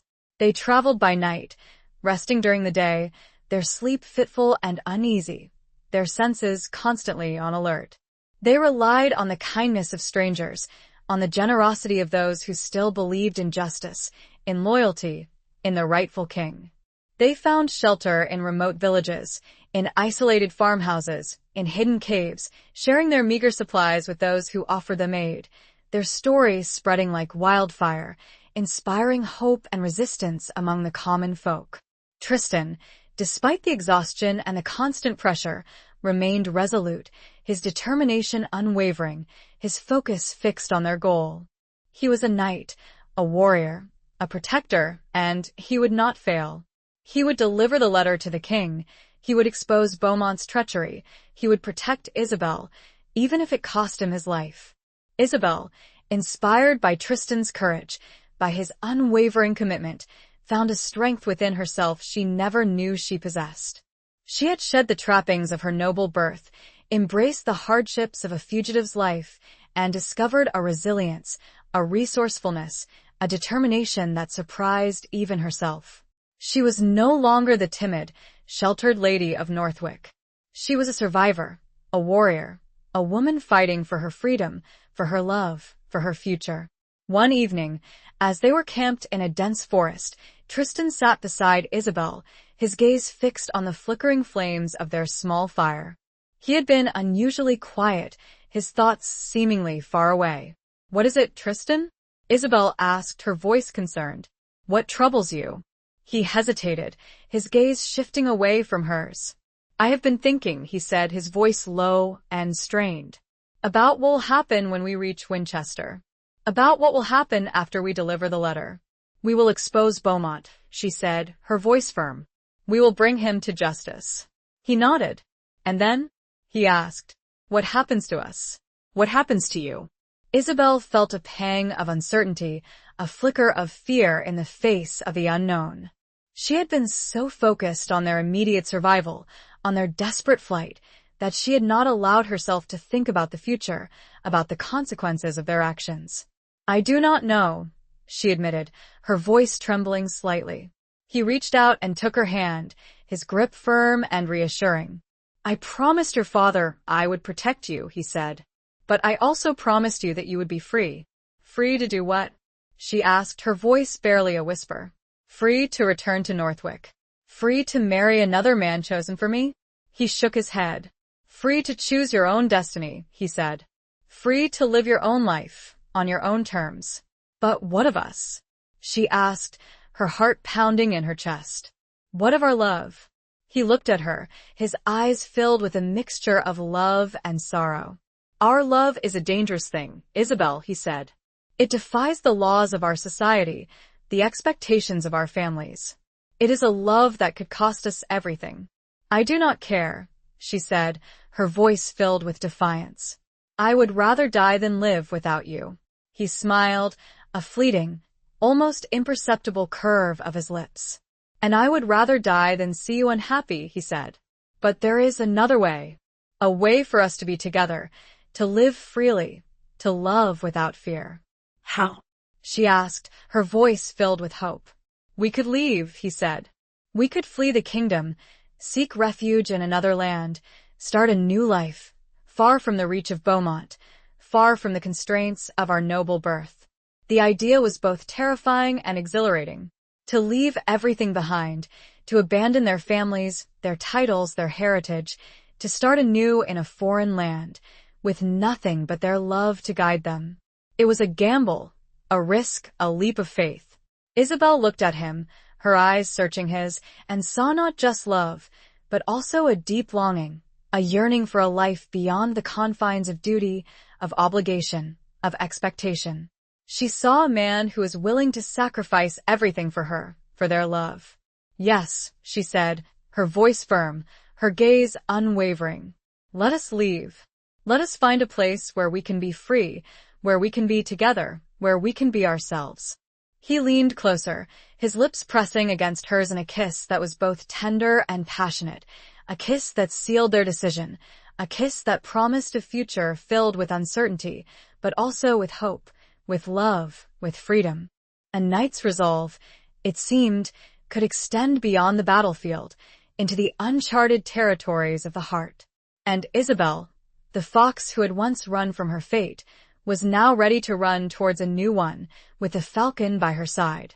Chapter 14. Echoes of Betrayal. Their decision made, a new urgency fueled their journey. They pressed onward, their pace relentless, their determination fueled by the promise of a new life, a life free from the constraints of their past. But the past, like a persistent shadow, refused to be left behind. As they neared Winchester, they encountered increasing signs of unrest, of rebellion, of Beaumont's influence spreading like a poisonous vine. Villages were deserted, farms were burned, roads were blocked by armed men, loyal to Beaumont, enforcing his will, suppressing any sign of dissent. They narrowly avoided capture on several occasions, relying on Isabel's knowledge of the countryside, on Tristan's skill as a warrior, on the kindness of strangers who risked their own lives to help them. They witnessed firsthand the brutality of Beaumont's regime, the suffering of the common folk, the fear that gripped the land. One evening, while seeking shelter in a small, isolated village, they encountered an old woman, her face etched with grief, her eyes filled with despair. She recognized Isabel, remembering her from her days as Robin of the Wood, remembering her kindness, her compassion, her willingness to help those in need. "Lady Isabel," she whispered, her voice trembling, "you must help us. Beaumont's men, they took my son. They accused him of treason, of aiding the rebels. They're going to hang him." Isabel felt a surge of anger, of indignation, of guilt. She had helped Tristan. She had provided him with information. She had played a part in exposing Beaumont's treachery. But she had also, inadvertently, put innocent lives at risk. "Where are they holding him?" she asked, her voice firm. The old woman pointed towards a nearby garrison, a fortified building that served as Beaumont's local headquarters. "There," she said, "in the dungeons. They're going to hang him at dawn." Isabel turned to Tristan, her eyes pleading. "We have to help him," she said. "We cannot let them kill an innocent man." Tristan hesitated, his expression conflicted. They were so close to Winchester, so close to their goal. Any delay, any risk, could jeopardize their mission, could cost them their lives. "It is too dangerous, Isabel," he said. "We cannot afford to get involved." "But we must," she insisted. "We cannot just stand by and watch them murder an innocent man. We have to do something." He looked at her, his eyes searching hers, and saw the fire in her eyes, the unwavering resolve, the deep-seated compassion that had always been a part of her, the part that had drawn him to her in the first place. He sighed, a sound of weary resignation. "All right," he said. "We will help him. But we have to be careful. We have to be smart." They formulated a plan, a daring and dangerous plan that relied on stealth, on surprise, on Isabel's knowledge of the garrison, on Tristan's skill as a warrior. They would infiltrate the garrison under the cover of darkness, free the prisoner, and escape before anyone knew they were there. It was a reckless plan, a desperate gamble, but they had no other choice. They could not abandon an innocent man to his fate. They could not betray the trust that the old woman had placed in them. They could not ignore the echoes of betrayal that reverberated through the land, the cries of the innocent, the victims of Beaumont's tyranny. As night fell, they approached the garrison, their hearts pounding with fear and anticipation. They moved silently, swiftly, like shadows in the darkness, their every step measured, their every breath controlled. The echoes of past betrayals, both theirs and Beaumont's, seemed to hang heavy in the air, a reminder of the stakes, of the consequences of failure. But tonight, they would fight for redemption, for justice, for the innocent. Chapter 15. The Serpent's Kiss. The infiltration of the garrison was surprisingly easy. Isabel, using her knowledge of the building's layout, led Tristan through a series of back alleys, unguarded entrances, and forgotten passages. They moved like ghosts, silent and unseen, their movements precise and coordinated, their trust in each other absolute. They reached the dungeons, a damp, dark, and forbidding place, the air thick with the stench of sweat, fear, and decay. The cells were filled with prisoners, their faces pale and gaunt, their eyes filled with despair. They found the old woman's son, a young man, barely more than a boy, huddled in a corner of his cell, his body trembling, his spirit broken. He looked up at them, his eyes widening in surprise and disbelief. Who are you?" he whispered, his voice hoarse and strained. "We are here to help you," Isabel said, her voice soft and reassuring. "We are here to set you free." Tristan quickly picked the lock on the cell door, his movements swift and efficient. He helped the young man to his feet, supporting his weight, his touch gentle and compassionate. "Can you walk?" he asked, his voice concerned. The young man nodded, his body still shaking, but his eyes filled with a flicker of hope. They began to make their way back through the dungeons, their progress slow and cautious, their senses constantly on alert. They had to be careful to avoid arousing suspicion, to leave no trace of their presence. But they were not alone. As they neared the exit, they heard a voice, a familiar voice, a voice that sent a chill down Isabel's spine. Well, the voice said, oily and smooth, dripping with sarcasm. What have we here? A knight and his lady, sneaking around in the dark. How romantic. They turned to see Beaumont, standing at the entrance of the dungeons, his arms crossed over his chest, his smile a cruel sneer. He was flanked by two of his men, their swords drawn, their expressions menacing. Isabel felt a surge of fear, a wave of nausea, a sense of dread. They were trapped. They had been betrayed. You, Tristan said, his voice cold and steady. I should have known. Beaumont laughed, a harsh, grating sound. You were foolish to think you could deceive me, Westcott, he said. I have eyes and ears everywhere. I knew about your little plan from the beginning. He stepped closer, his gaze fixed on Isabel, his eyes filled with a possessive gleam. And you, my dear, he said, you thought you could escape me? You thought you could run away with this traitor? He reached out and grabbed Isabel's arm, his grip tight and painful. You belong to me, Isabel, he said, and I will not let you go. Tristan lunged forward, his sword drawn, but Beaumont's men intercepted him, their blades clashing against his, forcing him back. Kill him, Beaumont commanded, his voice harsh and unforgiving. The two soldiers attacked Tristan with a ferocity that was both terrifying and overwhelming. He fought bravely, skillfully, but he was outnumbered, outmatched, his strength waning. Isabel, seeing Tristan in danger, knew she had to act. She had to do something, anything, to help him.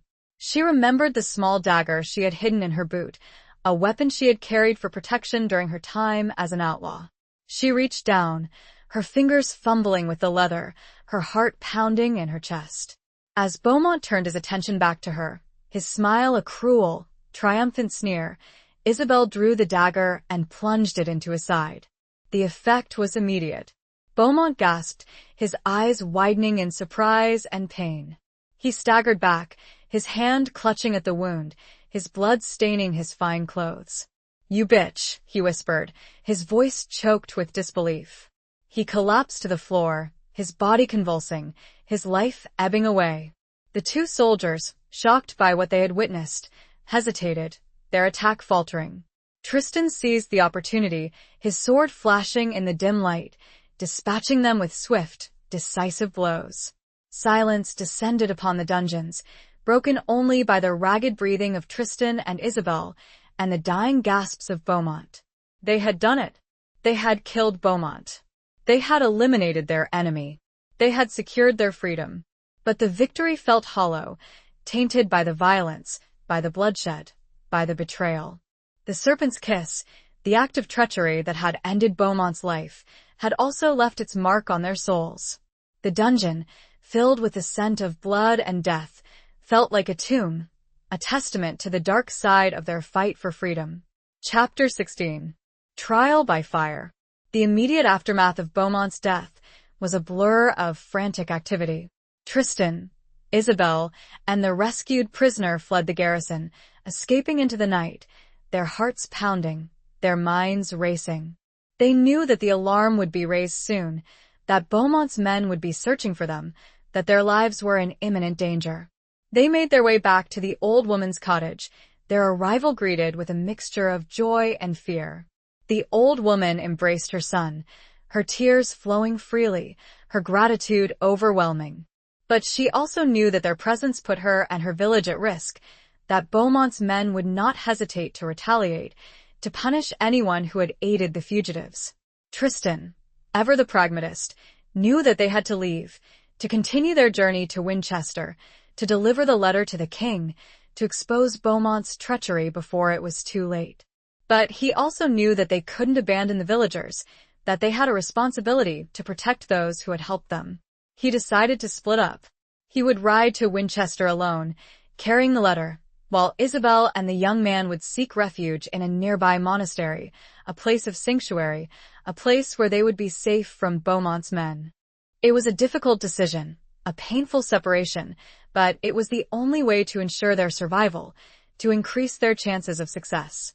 They embraced, their kiss a mixture of love and fear, of hope and despair, their unspoken promise to reunite, to overcome the obstacles, to build a new life together. Tristan rode off into the night, his figure disappearing into the darkness, leaving Isabel with a heavy heart, a sense of foreboding, a fear that she might never see him again. She and the young man made their way to the monastery, a secluded place, hidden among the hills, a haven of peace and tranquility. They were welcomed by the monks, their faces kind and compassionate, their vows of hospitality unwavering. They were given shelter, food, and clothing, their wounds tended, their spirits soothed.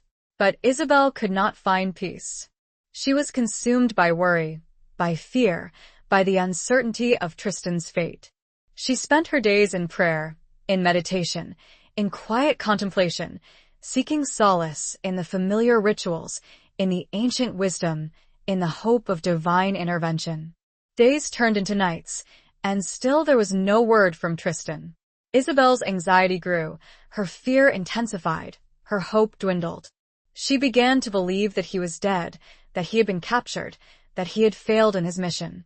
Then, one evening, as the sun was setting, casting a golden glow over the monastery walls, a messenger arrived, his horse lathered, his face exhausted, his eyes filled with a mixture of relief and triumph.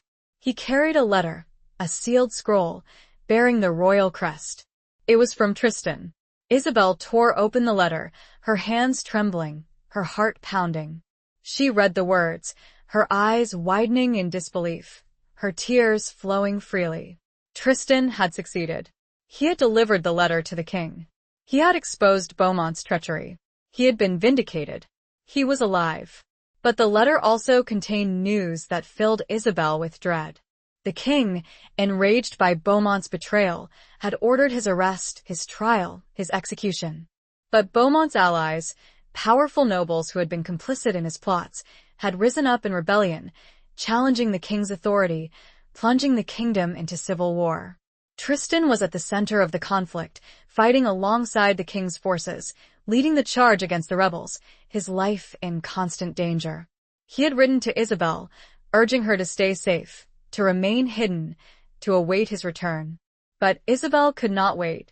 She could not remain idle while Tristan risked his life, while the kingdom was torn apart by war. She had to do something, anything, to help him. She had made her choice, and it put her, too, at risk. It was a choice that arose, not just from love or duty, but from a deeply personal fire that had been tested, tempered, and now burned brighter than ever. Chapter 17. The Unveiling. Isabel knew she couldn't simply ride to Winchester and join Tristan on the battlefield. She was a woman, a noble woman, and even though she had proven her courage and resourcefulness, she would be a liability, a distraction, a target for the enemy. She needed a disguise, a way to conceal her identity, a way to move freely, unseen, undetected. She remembered her time as Robin of the Wood, the freedom she had found in her disguise as a boy, the skills she had learned, the confidence she had gained. She decided to reprise her role, to become Robin once more, to use her knowledge of the countryside, her understanding of the common folk, her ability to blend in, to help Tristan in his fight. She cut her hair, bound her breasts, donned the familiar leather jerkin and breeches she had kept hidden for so long. She practiced her walk, her voice, her mannerisms, transforming herself back into the boy she had once been. It was a strange and unsettling experience, a step back into the past, a resurrection of a former self. But it was also empowering, liberating, a reclaiming of a part of her identity that had been suppressed for too long. She left the monastery under the cover of darkness, her departure unnoticed, her destination unknown. She rode towards Winchester, her heart pounding with a mixture of fear and excitement, her mind racing with plans and possibilities. As she traveled, she gathered information, listening to the whispers of the common folk, the rumors of the war, the movements of the troops.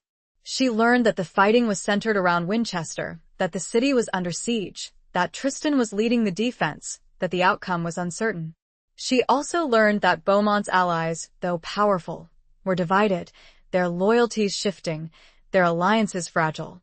There was dissent among their ranks, whispers of betrayal, rumors of secret negotiations with the king.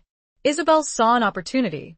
She decided to use her disguise, her knowledge of the court, her understanding of the players, to infiltrate the enemy camp, to sow discord, to gather intelligence, to help Tristan from within.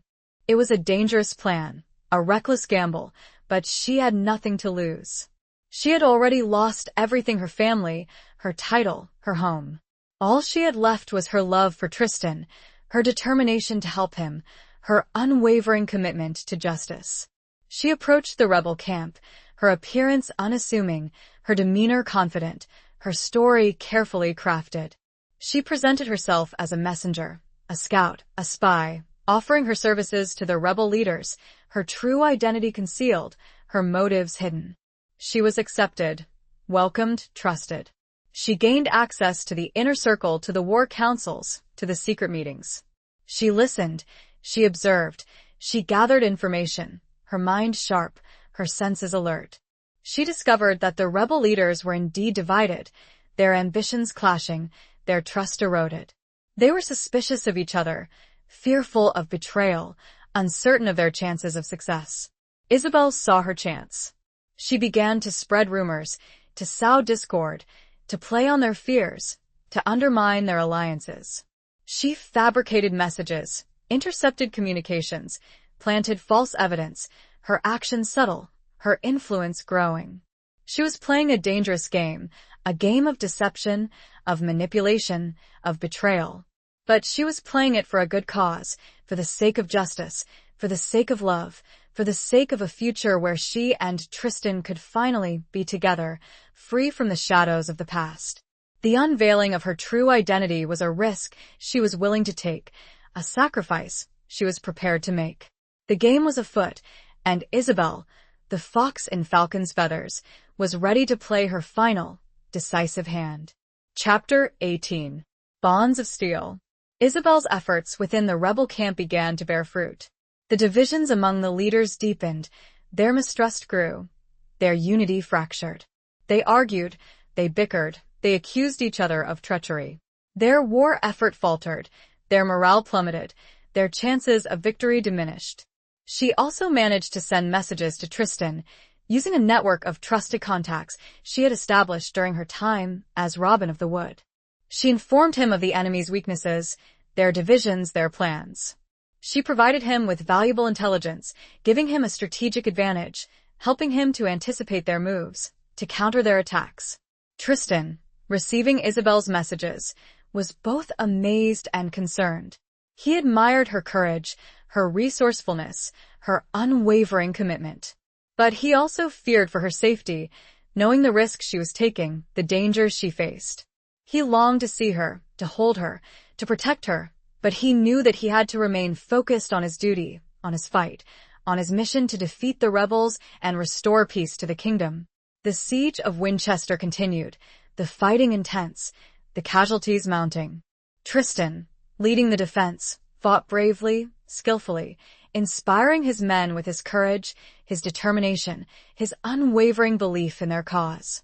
He was a true knight, a warrior, a leader, and he would not yield, he would not surrender, he would not fail. One day, during a particularly fierce battle, Tristan found himself surrounded by enemy soldiers, his back against a wall, his sword arm tiring, his strength waning. He fought with the ferocity of a cornered lion, but he knew that his time was running out, that he was about to be overwhelmed, that he was about to die. Suddenly, a figure appeared from the chaos of the battle, a young man, dressed in leather, wielding a sword with surprising skill and agility. The young man fought his way to Tristan's side, defending him, protecting him, giving him a chance to recover, to regroup.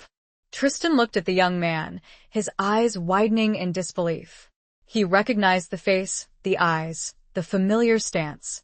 It was Isabel, disguised as Robin of the Wood, fighting alongside him, risking her life for him. "Isabel?" he whispered, his voice filled with astonishment. She smiled, a fleeting, almost imperceptible curve of her lips. "Robin," she corrected him, her voice disguised, her gaze unwavering. They fought together, back to back, their swords flashing in the sunlight, their movements synchronized, their trust in each other absolute. They were a formidable team, a force to be reckoned with, their combined skills and courage turning the tide of the battle. They repelled the enemy attack, driving them back, forcing them to retreat. They had won the day, but the war was far from over. As the fighting subsided, Tristan turned to Isabel, his eyes filled with a mixture of love, admiration, and concern. "You should not have come," he said, his voice filled with emotion. "It is too dangerous." "I could not stay away," she said, her voice sincere. "I had to help you. I had to be with you." He reached out and took her hand, his grip firm and reassuring. "You saved my life, Isabel," he said. Again, she smiled, a genuine smile that lit up her face, transforming her appearance, making her look more beautiful than ever. "And you saved mine," she said. "Many times." They stood there, amidst the carnage of the battlefield, their hands clasped, their eyes locked, their love a beacon of hope in the midst of darkness and despair. They were surrounded by death, by destruction, by the horrors of war, but their bond, forged in steel, tempered by fire, remained unbroken, stronger than ever. The bonds of steel were not just the metal of their swords, but the unbreakable connection between their hearts, a connection that had survived betrayal, distance, and danger. Chapter 19. The Reckoning. The tide of the war was turning. Tristan's leadership, combined with Isabel's intelligence and the growing divisions among the rebel ranks, had weakened the rebellion, shifting the balance of power in favor of the king. The final battle was approaching, a decisive confrontation that would determine the fate of the kingdom. Isabel, still disguised as Robin, continued to play her dangerous game, infiltrating the enemy camp, sowing discord, gathering information. She was walking a tightrope, her every move fraught with risk, her life constantly in danger. But she was driven by her love for Tristan, by her commitment to justice, by her unwavering belief in their cause. She discovered that the rebel leaders were planning a final, desperate assault on Winchester, a last-ditch effort to break the siege and capture the city. They were amassing their forces, preparing for a massive attack, their intentions clear, their determination fueled by desperation. Isabel knew that she had to warn Tristan, that she had to give him the information he needed to prepare for the attack, to defend the city, to win the war. But she also knew that she was being watched, that her movements were being monitored, that her betrayal was about to be discovered. She managed to send a message to Tristan, a coded warning, delivered by a trusted contact, a young boy who had been orphaned by the war, a boy who owed his life to Robin of the Wood. The message reached Tristan just in time. He alerted his troops, prepared his defenses, positioned his forces, his mind racing, his heart pounding, his thoughts consumed by the impending battle. The rebel attack came at dawn, a massive assault, a wave of soldiers crashing against the city walls, their battle cries echoing through the streets, their weapons clashing against steel. It was a brutal, bloody, and desperate fight, a clash of wills, a test of strength, a battle for the soul of the kingdom.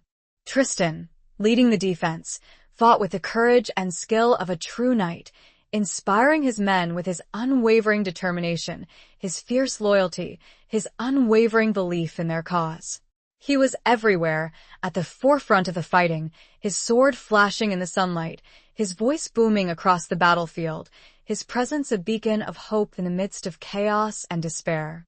Isabel, still disguised as Robin, fought alongside Tristan's men, her sword skills honed by years of practice, her courage fueled by her love for Tristan, her determination to protect him, to help him win. She moved through the battlefield like a phantom, striking down enemies, rescuing wounded soldiers, inspiring those around her with her bravery, her selflessness, her unwavering commitment. The battle raged for hours, the outcome uncertain, the casualties mounting on both sides. The city walls were breached, the fighting spilling into the streets, the fate of Winchester hanging in the balance. Then, in the midst of the chaos, Isabel saw him. The leader of the rebellion, the man who had betrayed the king, the man who had caused so much suffering, so much death, so much destruction. He was surrounded by his guards, his face contorted with rage and desperation, his sword dripping with blood. Isabel knew that she had to stop him, that she had to end this war, that she had to bring him to justice. She pushed her way through the fighting, her eyes fixed on her target, her heart pounding with a mixture of fear and determination. She reached him, confronting him, her sword raised, her voice clear and strong. "It is over," she said. "Surrender. Your rebellion is defeated." The rebel leader looked at her, his eyes filled with hatred and disbelief. He recognized her, even in her disguise. "Robin," he sneered, "the little fox. You have betrayed us all." He lunged at her, his sword aimed at her heart. Isabel parried his attack, her movements swift and precise. They fought, their swords clashing, their bodies straining, their wills locked in a deadly embrace. Isabel was the better swordsman, her skills honed by years of practice, her agility unmatched. She disarmed him, her sword pointing at his throat, her eyes filled with a mixture of triumph and sorrow. "It is over," she repeated, her voice trembling. The rebel leader, defeated, his spirit broken, his ambition crushed, knelt before her, his head bowed, his surrender complete. The battle was over. The war was won. The reckoning had come. Justice had prevailed. Chapter 20. A New Dawn. With the rebel leader's surrender, the fighting ceased. The remaining rebels, demoralized and leaderless, laid down their arms, their rebellion crushed, their dreams of power shattered. Peace returned to Winchester, to the kingdom, a fragile peace, a hard-won peace, a peace bought with blood and sacrifice. Tristan, his armor battered, his body weary, his spirit triumphant, emerged from the battle, his face streaked with sweat and grime, his eyes filled with a mixture of relief and sorrow. He had led his men to victory, he had defended the city, he had saved the kingdom. But he had also witnessed the horrors of war, the brutality of conflict, the cost of victory. He searched for Isabel, his heart pounding with anxiety, his mind filled with fear. He had seen her fighting, he had witnessed her courage, her skill, her determination. But he had also seen her confront the rebel leader, he had witnessed the danger she had faced, the risk she had taken. He found her near the city gates, surrounded by cheering soldiers, her disguise still in place, her face pale but resolute, her eyes filled with a mixture of triumph and exhaustion. She was alive. She was safe. He rushed to her, embracing her, his arms wrapping around her, his body trembling with relief. He held her tight, his face buried in her hair, his tears flowing freely. "Isabel," he whispered, his voice choked with emotion. "You're safe. You are alive." She clung to him, her body shaking, her tears mingling with his. "Tristan," she whispered back. "We did it. We won." They stood there, amidst the cheering crowd, their embrace a symbol of their love, their courage, their resilience. They had survived. They had triumphed. They had found their way back to each other. As the cheers subsided, as the reality of their victory sank in, as the sun began to set, casting a golden glow over the war-torn city, Tristan turned to Isabel, his eyes filled with love and admiration. "It is over, Isabel," he said. "The war is won. The kingdom is safe." She nodded, her eyes meeting his, her heart filled with a mixture of joy and relief. "And now?" she asked, her voice soft, her gaze unwavering. He smiled, a genuine smile that lit up his face, transforming his appearance, making him look younger, more hopeful, more alive. "Now," he said, "we are free. Free to choose our own destiny. Free to live our own lives. Free to love each other." He took her hand, his grip firm and reassuring. "Will you come with me, Isabel?" he asked. "Will you leave this place, this kingdom, and start a new life with me? A life free from the shadows of the past, a life filled with hope, with love, with freedom?" Isabel looked at him, her eyes shining with tears, her heart overflowing with love. She had found her home, not in a castle, not in a title, not in a kingdom, but in the arms of the man she loved. "Yes," she said, her voice clear and strong, her answer unwavering. "Yes, I will." They turned and walked away from the city, away from the battlefield, away from the past, their hands clasped, their hearts united, their future uncertain, but their love a guiding light, a beacon of hope, a promise of a new dawn.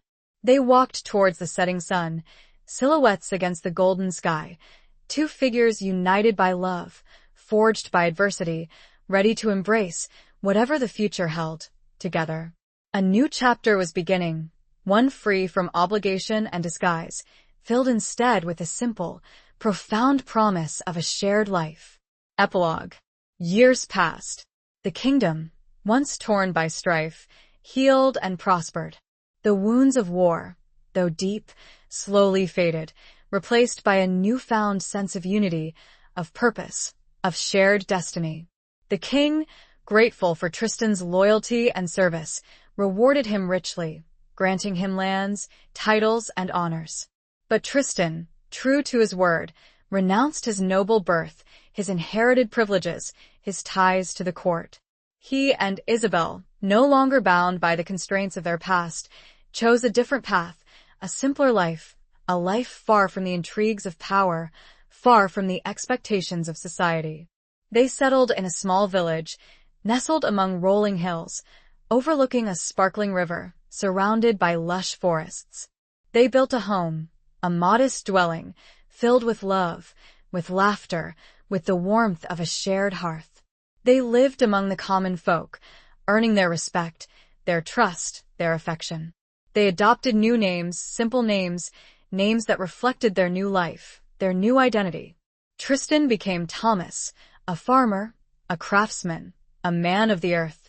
Isabel became Ilara, a healer, a teacher, a woman of the people. They had children, sons and daughters, who grew up strong and free, untainted by the burdens of nobility, unburdened by the expectations of privilege. They taught them the values they held dear: honesty, integrity, compassion, courage, and the importance of living a life true to oneself, true to one's heart. They never forgot their past, the trials they had faced, the sacrifices they had made, the love that had sustained them through it all. They told their children stories of their adventures, of their struggles, of their triumph, teaching them the lessons they had learned, the wisdom they had gained. They often visited the king's forest, the place where their journey had begun, the place where they had found each other, the place where they had discovered their true selves. They walked among the ancient trees, their hands clasped, their hearts filled with gratitude, with peace, with a love that had endured the test of time. They grew old together, their hair turning silver, their bodies slowing, their faces etched with the lines of a life well lived. But their love remained, strong and unwavering, a testament to their courage, their resilience, their unwavering commitment to each other. One evening, as the sun was setting, casting a golden glow over their peaceful valley, they sat together on the porch of their home, watching their grandchildren play, their laughter echoing through the air. Tristan, his voice soft and gentle, turned to Isabel, his eyes filled with love and admiration. "We made it, Ilara," he said. "We found our freedom. We found our happiness."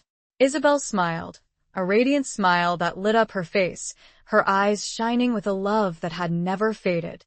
"Yes, Thomas," she said. "We did." Together. They held each other's gaze, their silent communication speaking volumes, their love a bond that transcended time, that transcended circumstance, that transcended even death. They had found their happily ever after, not in a fairy tale castle, not in a grand title, but in the simple, profound, and enduring love they shared. The fox and the falcon, finally free to soar together, their journey complete, their hearts forever intertwined. The end.